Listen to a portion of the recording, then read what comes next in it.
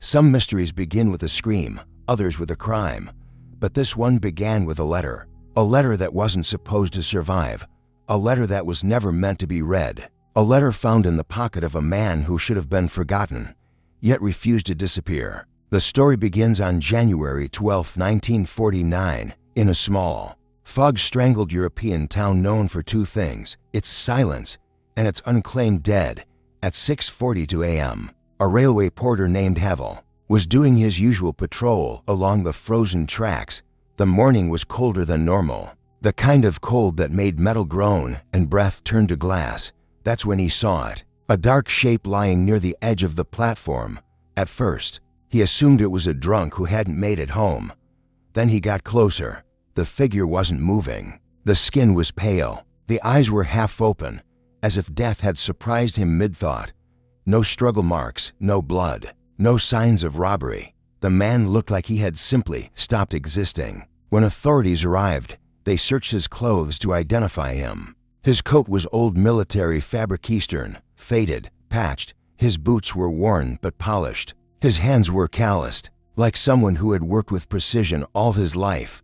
But his pockets, that's where the anomaly lay. Inside the inner lining, tucked so deep it felt deliberately hidden, was a folded, dust-dry envelope. Something about the paper felt wrong, too brittle, too old. The front had only 3 words, written in ink so dark it looked fresh even decades later. Do not open. No address. No sender. No seal. Just that warning, practically begging to be ignored. Inspector Marek Lorne, a man known for skepticism rather than superstition, held the envelope under the dim station light. He later wrote in his report, "It felt warm. Paper cannot feel warm in winter. Something was wrong." But in the end, protocol won over instinct. They opened it. Inside was a letter handwritten in a style that hadn't been used since the late 19th century. The ink strokes were clean, almost elegant. But what chilled Marek wasn't the handwriting. It was the date at the top. October 3, 1886. The letter was supposedly 63 years older than the dead man.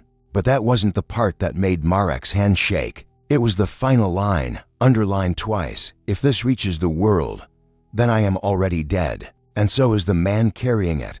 Another officer looked at Marek and whispered, "Sir, this wasn't written to him. It was written about him." The dead man had no ID, no fingerprints in any registry, no family claims, no past that the government could trace.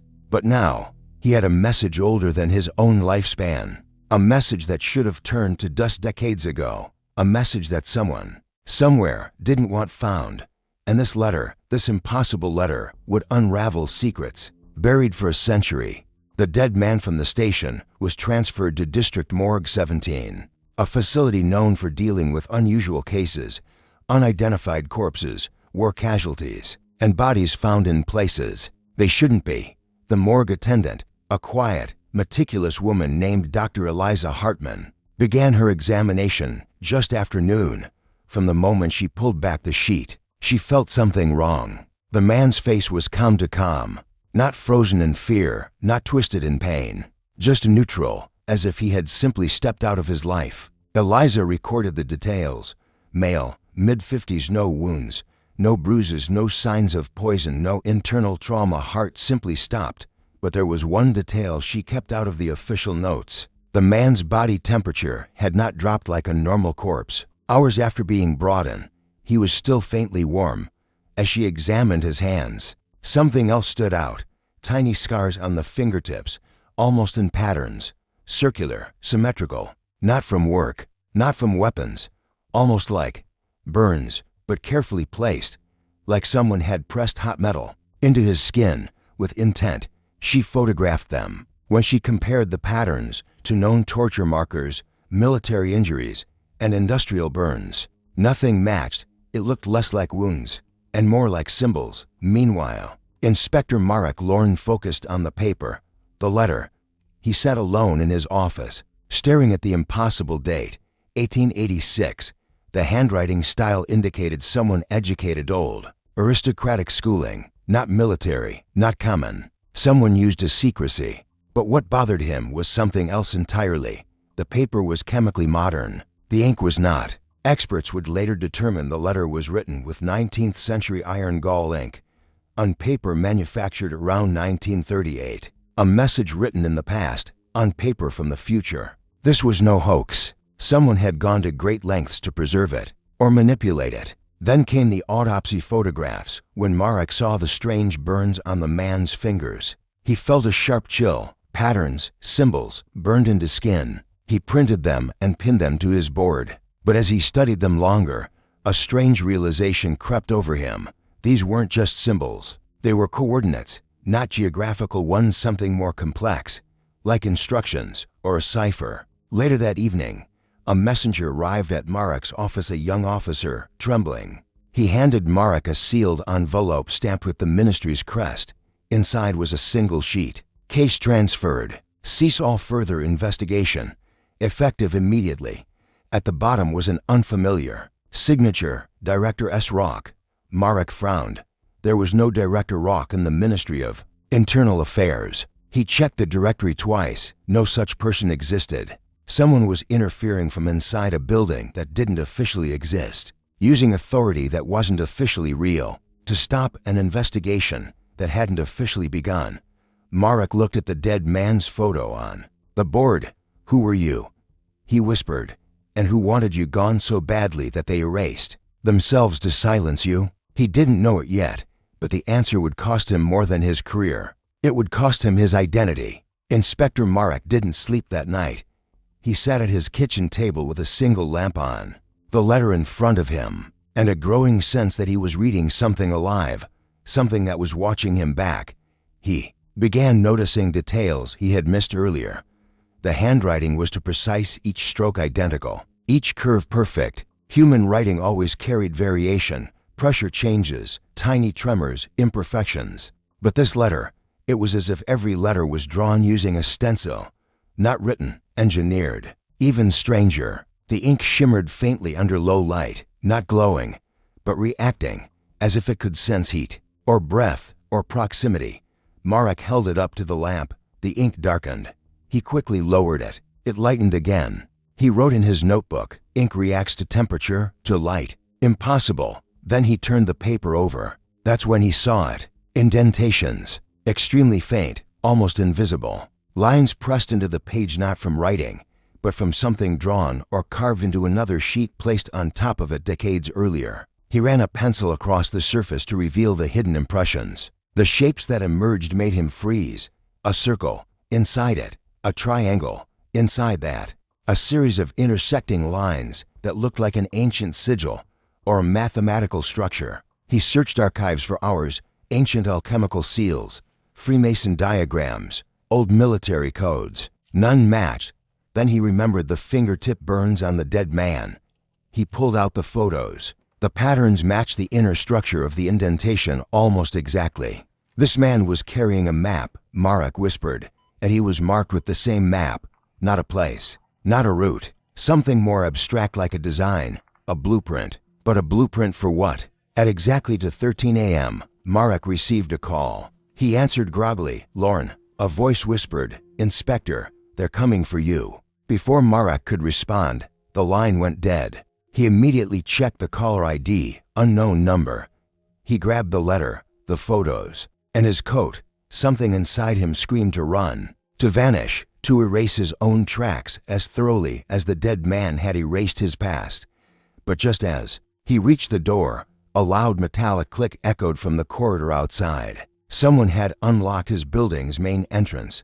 Slow, heavy footsteps climbed the stairs. Not rushing, not sneaking, confident.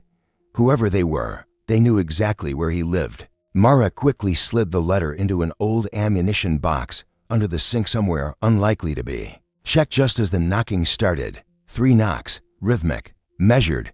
Not police, not military, something else. He opened the door only an inch. A man in a long black coat stood there, his face shadowed by a wide-brimmed hat. He did not introduce himself. He did not show a badge. He simply said, Inspector Lorne, you have something that doesn't belong to you. Marek kept the door locked. And what would that be? The man tilted his head slightly. Something old, a pause. Something dangerous, a longer pause. Something you read. Marek's heartbeat slowed, controlled. Surviving interrogation was part of his training.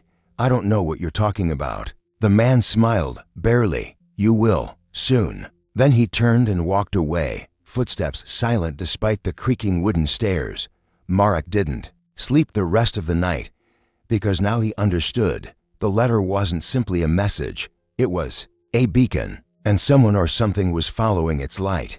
Inspector Marek Lorne arrived at the morgue before sunrise, his nerves tight, his thoughts running in circles. The man in the hat, the warning phone call, the feeling of being hunted, none of it made sense. But one thing was clear: the dead man wasn't just unidentified. He was impossible. Dr. Eliza Hartman met him at the door, looking pale. You picked a hell of a morning to come, she murmured. Marek frowned. Why? What happened? She didn't answer. She simply led him down the corridor toward the cold storage chambers. Except today, the air felt warm, thick, almost humid. A morgue wasn't supposed to feel alive. They reached chamber 4. She unlocked it, opened the sliding drawer, pulled out the body. Except, there's no way, Marek whispered. The body was different. Not in the obvious sense, same face, same clothes, same age. But the details, the fingertip burns were gone. The skin was smooth, as if the marks had healed overnight. Dr. Hartman spoke quietly, afraid her voice might shatter the room. I verified the photographs 3 times. The burns were there yesterday. They're not now. This is the same man. That's his jacket. Those are his boots. But medically, she swallowed hard. His hands looked like they belonged to someone else. Marek inspected the man's throat, necks. A small scar, one he was sure hadn't been there before, now stretched just under the jawline. Fresh, pink, as if from a recent surgical procedure. Eliza, did anyone come in here last night? No, she hesitated. At least no one who signed the logbook. That meant someone had bypassed all security. Silently, expertly. And they had altered the body. Not harvested organs. Not stolen evidence. Not removed fingerprints. Instead, they had changed the corpse, as if updating it. As if the dead body was a work in progress. Marek felt cold despite the warm air. He asked, did you check the temperature? Her face tightened. That's the other part. She showed him the report sheet. Corpses should cool to room temperature within hours. This one hadn't. His temperature was rising by 1 degree every 2 hours. At this rate, he would reach normal living body temperature by nightfall. Marek took a step back. Eliza, are you telling me this man is? No, she cut him off sharply. He's not alive. No heartbeat. No pulse. No respiration. But his tissue, his cells are acting like they're waking up. Like resurrection. Like reversal of decay. Like time itself was moving backward inside him. Before Marek could respond, footsteps echoed from the hallway. 3 individuals walking at an even, synchronized pace. Eliza's eyes widened. That's them. That's the same sound I heard at 3 a.m. Marek motioned her to stay silent. The footsteps were approaching fast. They stopped outside the autopsy room.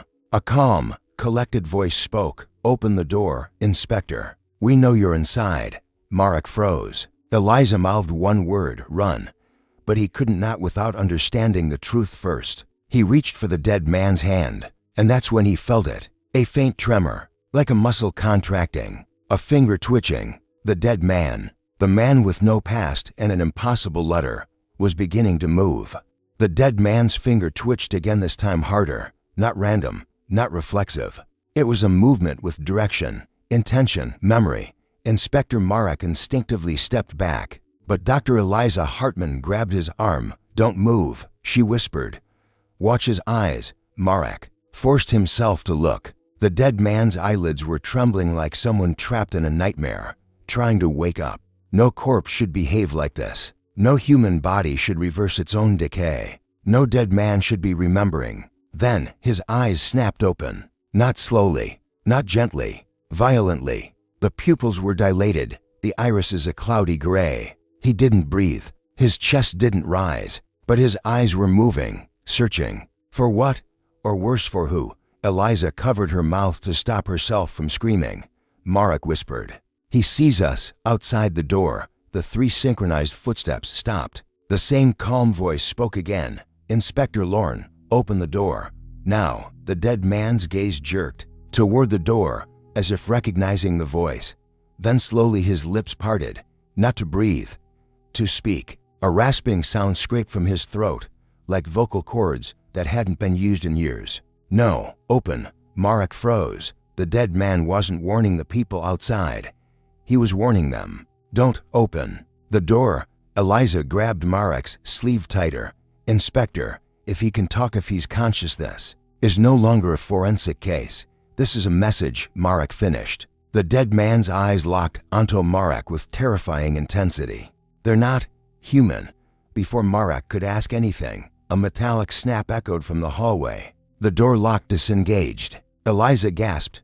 "They have a master key." Boom. The door swung open. 3 figures stepped in, black coats, identical hats, identical posture, identical height. They didn't look like men. They looked like copies of a man. The one in front spoke with the same calm, manufactured voice Marek had heard earlier. "Step away from the subject." Marek positioned himself between the corpse and the intruders. "He's alive," Marek said. "He's talking. He has rights." The man in the hat tilted his head, expression blank. "He is not alive. He is not dead. He is not human property. He is ours." Eliza whispered behind Marek. "Inspector, they're not breathing." She was right. None of the 3 men inhaled. None exhaled. Their chests didn't move. The front figure stepped closer. "You were instructed to cease the investigation. You refused." He raised a hand, not fast, almost gracefully, but Marek saw something horrifying. Where a normal person's skin should crease, the man's wrist showed subtle, metallic ridges like engineered joints under synthetic skin. Dr. Hartman whispered, trembling, "Oh God, they're constructs." The front figure extended a hand toward Marek. "Give us the letter." Marek's blood ran cold. He had hidden the letter, but how did they know? Before he could answer, the corpse on the table suddenly sat upright, spine cracking. Head snapping forward, the constructs turned sharply. The dead man raised a finger and pointed at Marek. His voice a broken whisper, "Run." The lights flickered violently. The constructs lunged. Marek grabbed Eliza and dove behind the metal instruments table as everything exploded into motion. The dead man collapsed back, but his eyes remained open, still watching, still aware, still remembering something older than his own death. The constructs closed in, and Marek realized the dead man wasn't trying to save himself. He was trying to save them. When Inspector Armin pushed open the iron door of the archive basement, a breath of stale, frozen air drifted past him, an uneasy whisper of a room that had not been touched in years. The bulbs overhead flickered weakly, painting the corridor in a sickly, trembling yellow. Down here, every sound seemed magnified, even the sound of the letter in his coat pocket, crinkling with every step like it was alive. He reached row 19, restricted military records, 1912 to 1931. That was the year written on the back of the crumpled letter found in the dead man's pocket. But that wasn't the detail haunting him. What haunted him was the signature at the bottom of the letter, a name belonging to a man who died 15 years before the letter was supposedly written, a man whose files were sealed, a man whose grave had been exhumed empty. General Rafe Volmir. Armin pulled out a rusted drawer labeled Volmir R. It slid open with a scream of metal. Inside were exactly 3 items: a black and white photograph of Volmir sitting at a desk, head lowered, as if deep in thought, a death certificate official, stamped, but oddly incomplete, a single-page intelligence report with most of the text redacted. Armin lifted the intel file closer to the light. Operation Silent Winter initiated. Commander Volmir removed from active duty. Psychological instability noted. Subject claims he cannot die until the message is delivered. Armin froze. Cannot die? Was that metaphor? Insanity? Propaganda? Or did it explain why a man dead for decades had apparently written the letter found in the pocket of another dead man last night? His pulse quickened as he unfolded the photograph. The moment the light struck it, his breath stopped, because behind the general blurred but unmistakably present was the same man whose body Armin had examined yesterday, the same man who was supposed to have died this week, yet somehow appeared in a photo from 1920. Armin stumbled back, nearly dropping the photo. A chill spread under his skin. "This is impossible," his voice cracked in the empty room. But the room did not stay empty. A soft shuffle echoed from the darkness behind him. Armin turned sharply, hand instinctively reaching for his holster. Someone stood at the far end of the corridor. A tall silhouette, completely still, watching him. The inspector raised his flashlight. "You, who's there?" The silhouette didn't move. Armin stepped forward cautiously, the beam slicing the shadows apart, revealing a man in a long dark coat, soaked in rain, head bowed. At first Armin thought he was injured. Then he saw the man's face, and his heart stopped. It was the same face from the mortuary table, the same face from the century-old photograph. The man who shouldn't exist in any timeline.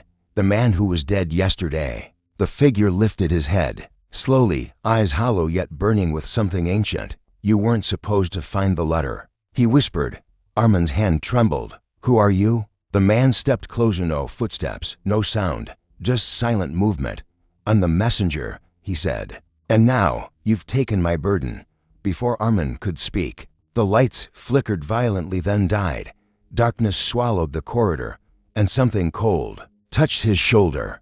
For a split second, Inspector Armin couldn't breathe.